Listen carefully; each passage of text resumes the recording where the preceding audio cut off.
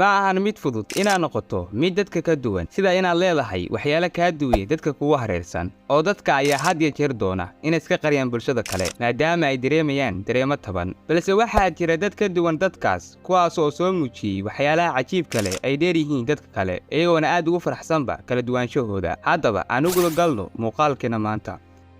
Susbatra Susfan Susbatra waa gabar 19 sano jir ah taasoo ka soo jeeda magaalada Bangkok oo gabadhani waxay la daala dhacaysaa xaalad dhif iyo naadir ah oo lagu magacaabo Ambra syndrome xaaladaas oo ah mid si xad dhaaf ah u korinaysa timaha ku yaala wajiga xaaladani ay xoog ku sheegayaan inay saameysay 50 qof kaliya ilaa da'da dhexe 2010kii Susbatra ayaa noqotay gabadha ugu timaha badan adduunka iyadoona lagu diiwaan geliyay Guinness World Record inkastoo xaaladani ay gabadhan la nooleed ilaa bilowgii carruurnimadeedii haddaba xafladeedii ku aadan rikoorkan Susbatra ayaa muujisay dareemaheeda ku aadan xaaladani iyadoona sheegtay inaysan jirin waxay kaga duwan tahay dadka kale waxayna asxaab badan ku yeelatay iskuulka marka intaas laga soo tago Susbatra waxa ku dhacay jacayl waxayna bilowday inay xiirto timaheeda iyadoona markaan adduunka tustay wajigeeda markii ugu horeysay Jandara Bahadur Dangi Jandara ayaa ka soo jeeda dalka Nepal isagoona noqday ninka ugu gaaban taariikhda qoran ee aadanaha isagoona dhererkiisu noqday 54.6 sentimitir ama 1 foot 9.5 inchi waxaana lagu abaalmariyay inuu noqday qofka ugu gaaban ee qaangaar ah ee taariikhda qoran kadib markii la cabiray dhererkiisa bishii February ee 2012 isagoona lagu sharfay jaa'iso maadaama uu galay Guinness World Record kaliya isaga ma ahan dhanka gaabnida ee qoyskiisa oo saddex ka mid ah shantiisa walaal ayaa ka yar dhererkoodu 1.22 mitir ama la egba 4 feet laakiin waxa la yaab leh inaan la ogaan sababta keentay inuu xadidmo korinkiisu balse isaga kama istaajin taas inuu noqdo beeraley iyo farsamayaqaan ee gudaha tuulada ku nool yahay Eremokoli waxaana laga sheegaa inuu sheegay intii ay sharafeedku u helay inuu ku soo caanbixinayo wadankiisa hooyo ee Nepal haddaba 2012kii da'aada 72 sano jirka Dangi ayaa sawir la galay haweeneyda adduunka ugu gaaban ee Jayoti Amje haddana 2014kii wuxuu la kulmay ninka adduunka ugu dheer ee Sultan Kosin isagoona kula kulmay magaalada London Godfrey Bagoma Godfrey waa nin u dhashay dalka Uganda kaasoo la dhibaatoonaya xaalad dhif iyo naadir ah oo lagu magacaabo fibrodysplasia taasoo saameysay korniinka waxayna sababtay in wajigiisa u qulocdo isagoona ku guuleystay tartanka isku aragtaanka ninka ugu foosha xun adduunka ee sanadii 2002 waxay ahaataba Godfrey arrintaas kama hor istaajin inuu helo jacayl iyo guulo dhanka nolosha ahi oo Godfrey kaliya hal ma ahan laba ma ahan ee saddexaas ayuu leeyahayba waana kaba tole oo xitaa wuxuu ku dhiiraday inuu soo saaro heeso kuwaas oo dhammaantood laga heli karo YouTube-ka Godfrey wuxuu tusaale wanaagsan u yahay dad kale waxyaalaha cajiibka ah balse uu isticmaala sida wanaagsan Maisi Koran markii Maisi Koran ay dhiganaysay dugsiga hoose dhakhaatiirta ayaa u saadaaliyay inay u kori doonto 6 ilaa 4 feet oo dherer ah waxay ahaataba dhakhaatiirteeda iyo waalidkeeda ayaa aad u yaabay markay arkeen dhererkeeda markay dhiganaysay fasalka 7 waana dherer dhif iyo naadir ah oo weliba macquul ahayn oo hadda ay dhigatana iskuulka sare Maisi ayaa dhererkeedu yahay 6 feet iyo 10 inchi oo dherer ah taas ay ku hanatay gabadha ugu lugaha dhaadheer ee dumarka waaweyn iyo gabdhaha yaryarba kaliya lugaheeda ayaa lagu cabiray 4 feet iyo 5 inchi midkoodba taasoo ka dhigtay in 60% dhererkeedu yahay dhanka lugaha sida caadiga ah celceliska dhererka dumarka waa 5 feet iyo 3 inchi oo dabcan yartan dheeri waa mid ku fiican dhererkeeda ciyaarta laliska oo ka hor joogsataba dhigooda inay tagaan dhanka goosha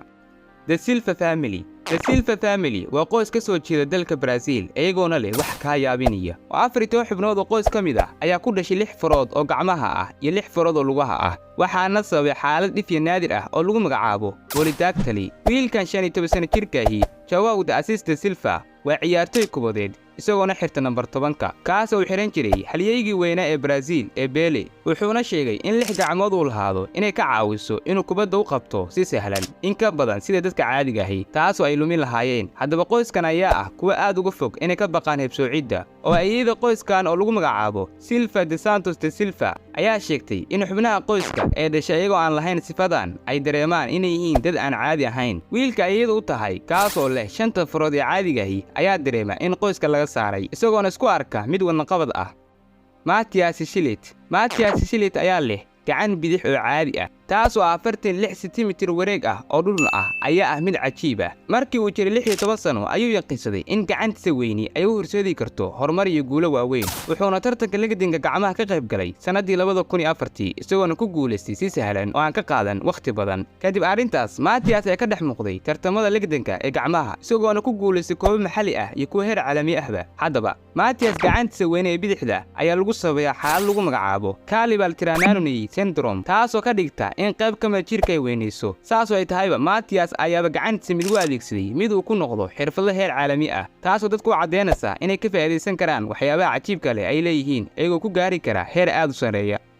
Sue Mohammed waa gabar 26 sano jir ah taasoo ka soo jeeda dalka Myanmar oo sheegtay inay leedahay dhex cabirkeedu yahay 13.7 inji. Waa dhex yar dhuubo alle. intaas kaliya ma ahane xitaa waxay sheegtay in dhexdeeda yari ay sababtay cuntooyinka caafimaad kale cunto. Waxaase jirta haweeney kale oo dhalatay UK oo sheegtay inay leedahay dhex yar taasoo lagu cabiray inay leedahay 13 inji, iyadoona loogu diiwaan geliyay Guinness World Record inay tahay haweeneyda ugu dhexda yar dunida. Inkastoo iyadoo sheegtay inaysan dhexdan yari aysan ahayn mid dabiici ah, ayna tahay mid dharka isku dhijin jirtay si ay u gaarto heerkan, balse si ka duwan Sue ayaa sheegtay in dhexdan yari ay u tahay mid dabiici ah, iyadoona meesha ka saartay inay tahay dhexdaas sawirro la idgareeyay ama feere laga saaray jirkeeda. Sue ayaana u soo jeedisay Guinness World Record inay leedahay dhexda ugu yar iyadoo aan marin wax qalin ah. Inkastoo Guinness World Record aysan qoosan, haddana Sue ayaa ah mid ilaalisa caafimaadkeeda jir ahaaneed, iyadoona cunta cuntooyinka caafimaadka leh, samaysana jimicsi si ay u ilaaliso nabadqabka jirkeeda.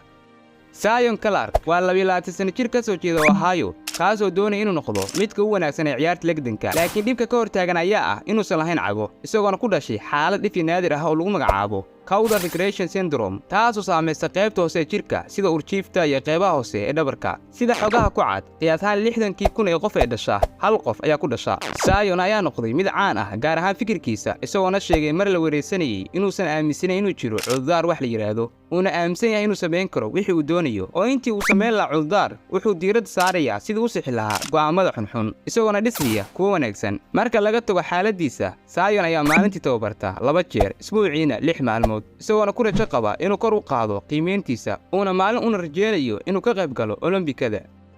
Ren Qiu, cunugan 14 sano jirkaahi ee ka soo jeeda Lishan ee gobolka Sichuan ee dalka China, ayaa haysta waqti xaadirkan wiilka ugu dheer da'aadda dhalinyarada, isagoona dhererkiisu leeyahay 221.3 sentimitir ama 7.3 inji. Oo markii uu dhigan jiray xanaanada carruurta, Ren ayaa dhererkiisu ahaaba 150 sentimitir, kuwaasoo dad badan u qaateen inuu dhigto fasalada dhexe ama inuu ku soo khaldamayba fasalka. In badan oo laga qaaday baaritaano caafimaad ayaa lagu xaqiijiyay inaysan jirin wax dhibaato caafimaad ah sida gigantism iyo waxa la xiriira korniinka hormoonada. Haddaba dhammaan tijaabooyinka laga qaaday ayaa noqday kuwo caadi ah oo weliba caafimaad qaba. Haddana Ren ayaa ah mid korniinkiisu uu sii korayo si caafimaad leh iyo si dabiici ahba. Waxaase guriga u yaala harqaan uu ku tashto dharka noocuu doono iyo kuraas iyo miisas kuwaasoo qaadi kara xajmigiisa weyn. Dhererkiisa cajiibka ahi ayaa u leh faa'iidooyin badan, sida in daaqadaha dhaadheer ee fasalkiisa uu si fudud ku masixi karo iyo xitaa ka reebi inuu masaxo jeesada ku taala meesha ugu sareysa ee subuuradda, balse waa inuu ka ilaaliyo madaxiisa albaabada.